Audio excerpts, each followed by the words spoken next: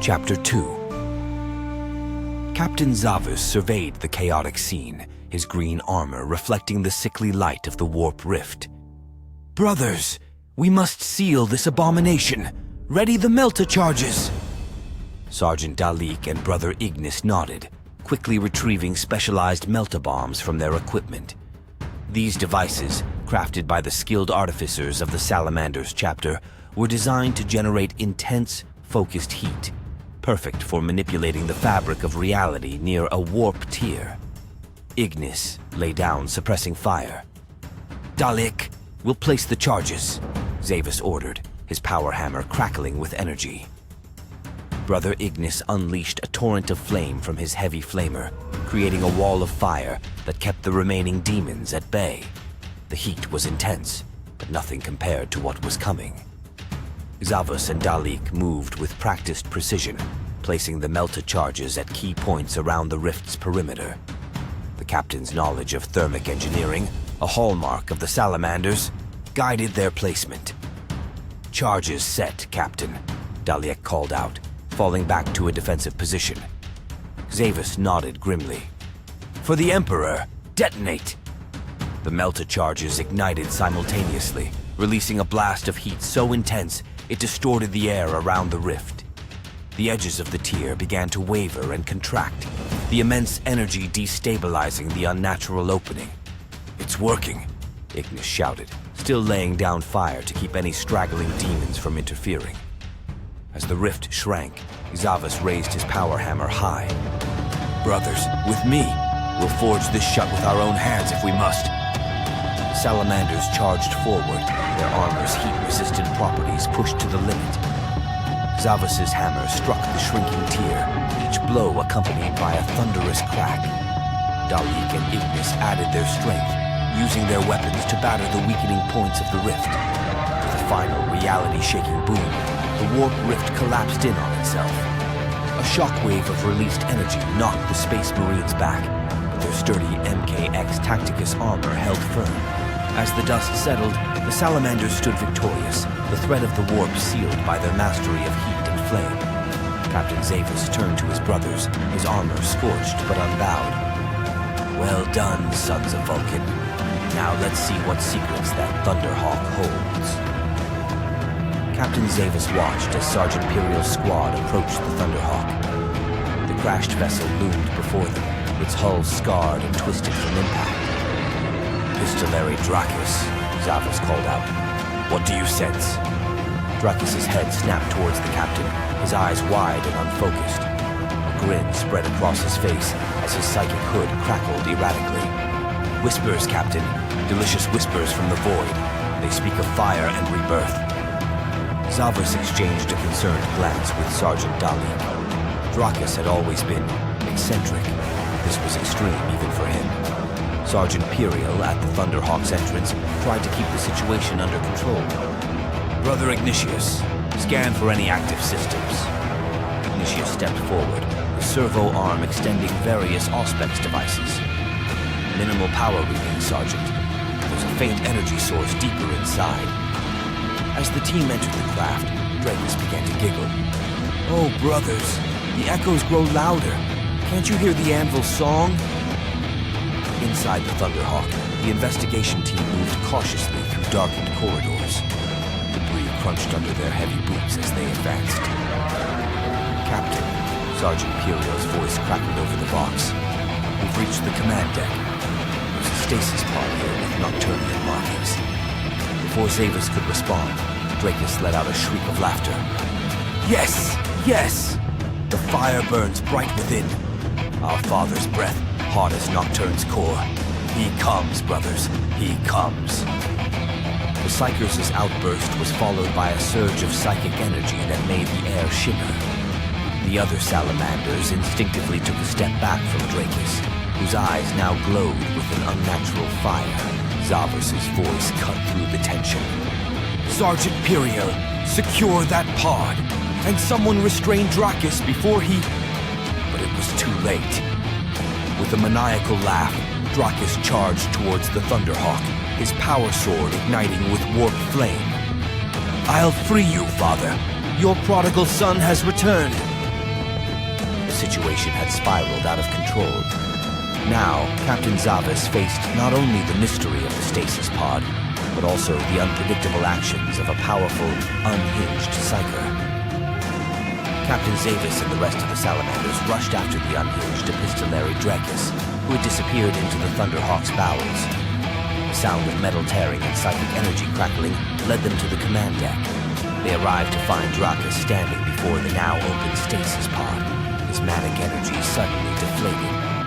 Inside was not the Primarch Vulcan, but a human man in ornate, if archaic, clothing. No! Dracus wailed, his psychic hood sputtering. "Where is our father? The Whispers! They lied!" Sergeant Piriel approached the pod cautiously. "Captain, it appears to be a human male. His attire, it's unlike anything I've seen outside of historical records." Zavis stepped closer, examining the unconscious figure. The man's clothes were a mix of fine fabrics and sturdy leathers, adorned with various trinkets and emblems. A worn rogue trader's seal hung from a chain around his neck. "By the fires of Nocturne," Zavis muttered, "this man could be from as far back as the 38th millennium. Brother Ignatius, can you confirm?" Ignatius ran his auspex over the pod and its occupant. "Affirmative, Captain. The pod's chronometer, while damaged, suggests this individual has been in stasis for several thousand years." Dracus, now slumped against a nearby console, mumbled incoherently about false visions and warp-spawned lies. Sergeant Dalik secured the perimeter before addressing Zavis. "Your orders, Captain. This is unexpected." Zavis considered their options. While not the clue to Vulcan they'd hoped for, a rogue trader from millennia past could still possess valuable information. "We take him with us," Zavis decided.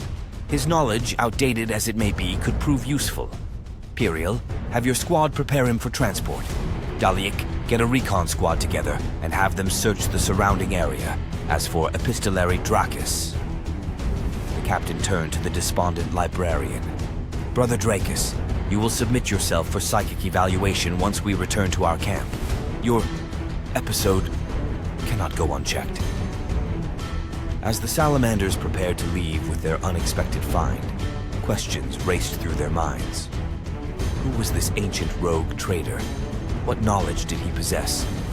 What forces had led them here, to this moment of disappointment and discovery?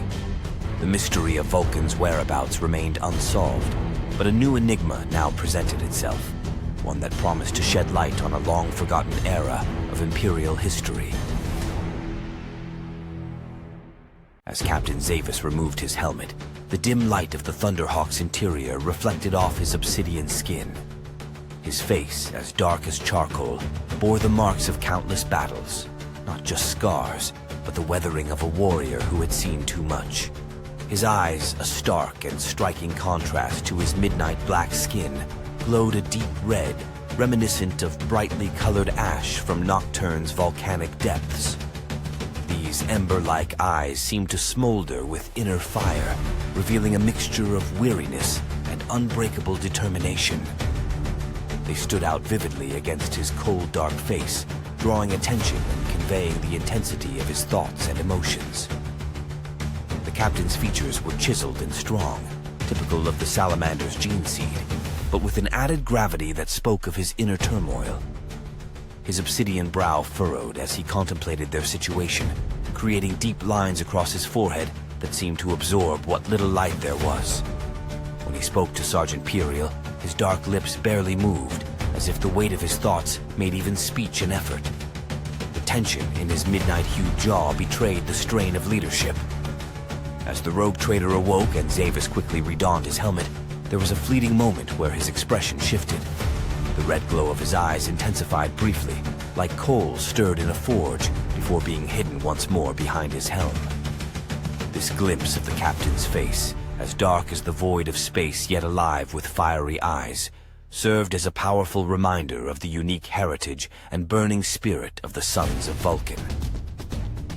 Captain Zavis, his charcoal face once again concealed behind his helm, turned his attention back to the awakened rogue trader.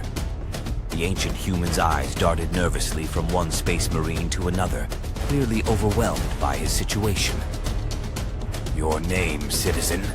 Zavis prompted, his voice steady despite his inner turmoil. The rogue trader swallowed hard before responding. "Maximilian Adric, captain of the Star Chaser. By the throne, what year is it?" Before Zavis could answer, Epistolary Dracus stepped forward, his earlier mania replaced by an unsettling intensity. "Your mind, Thorn. It's a labyrinth of locked doors. What are you hiding?" Adric recoiled from the Psyker's gaze. I don't know what you mean. My memories are foggy. I remember a storm in the warp. We were carrying something important." Zavis raised a hand, silencing Dracus before he could press further. "Brother, stand down. We'll have time for a full debrief later. For now, can you recall anything about your last mission? Anything at all related to the Salamanders or our Primarch, Vulcan?" As Adric furrowed his brow in concentration, Zavis felt the weight of his earlier doubts pressing down on him again. Here they were, pinning their hopes on the fractured memories of a man out of time. Was this truly the path to finding Vulcan? Urgent Dalik approached, his voice low. "Weapons checked and brothers counted, Captain." Zavis nodded, his red eyes glowing behind his helmet's lenses as he surveyed his diminished force. Each warrior bore the scars of their long quest, yet still they stood ready, awaiting his command. Their unwavering loyalty both inspired and burdened him. Suddenly, Adric's eyes widened. "Vulcan. Yes, I remember something. A forge world, long abandoned, and a hammer burning with internal fire." The Salamanders collectively tensed at these words. Zavis leaned in, his earlier skepticism momentarily forgotten. "Go on, Adric. Tell us everything." Captain Zavis leaned in, his helmet's red lenses fixed on the rogue trader. "You mentioned a forge world and a hammer, Adric. Can you remember any more details?" Maximilian Adric's brow furrowed in concentration, his archaic clothing rustling as he shifted uncomfortably under the Space Marine's collective gaze. It's all so fragmented. The forge world. I remember it was shrouded in perpetual storms. Lightning struck the highest spires constantly. And the hammer, it pulsed with an inner fire, almost as if it were alive. Epistolary Dracus twitched, his earlier mania giving way to intense focus. "Captain, his mind. The barriers are weakening. I can sense more, but it's dangerous to probe too deeply." Zavis raised a hand, silencing the Psyker. "We'll get to that later, brother. For now, let the man speak." Adric continued, his voice growing stronger. "We were tasked with transporting something. No, someone. A giant of a man clad in armor that shimmered like scales. He spoke of the hammer, said it needed to be hidden until the time was right." The Salamanders exchanged glances, their postures tense with anticipation. Could this truly be a lead to their missing Primarch? Zavus, his charcoal face hidden behind his helm, but his voice betraying a mix of hope and caution, addressed his team. "Brothers, we may have stumbled upon something significant here. Piriel, keep watch over Adric. Dracus, I want you to refrain from any psychic probing for now. Is that clear?" As the team acknowledged his orders, Zavis found himself torn. The possibility of a genuine lead to Vulcan ignited a fire in his chest, yet the weight of their previous failures and the lives lost along the way still pressed heavily upon him. Looking at his remaining brothers, their green armor scarred but their spirits unbroken, Zavis made a silent vow. They would see this through, wherever it led them. For the Emperor, for their chapter, and for the Father they had never stopped searching for. "We'll need to secure this area and establish a base of operations," Zavis declared. "There may be more clues hidden in this wreckage. Sergeant Dalik, organize search parties. Brother Ignatius, I want you to examine every inch of that stasis pod. There might be data we can salvage." Captain Zavis turned his gaze to the horizon, his red eyes glowing behind his helmet's lenses. Perhaps, just perhaps, their long quest was finally taking a promising turn. But experience had taught him to temper hope with caution. Whatever lay ahead, he would lead his brothers through it, carrying the weight of their mission on his obsidian shoulders. Captain Zavis turned to a group of younger salamanders, their armor less adorned than their veteran brothers. "Scout Squad Ignis, I want you to patrol the surrounding area. Report anything unusual, no matter how insignificant it may seem." Sergeant Pyroclast, leader of Scout Squad Ignis, saluted. "By your command, Captain, we'll scour every inch of this forsaken land."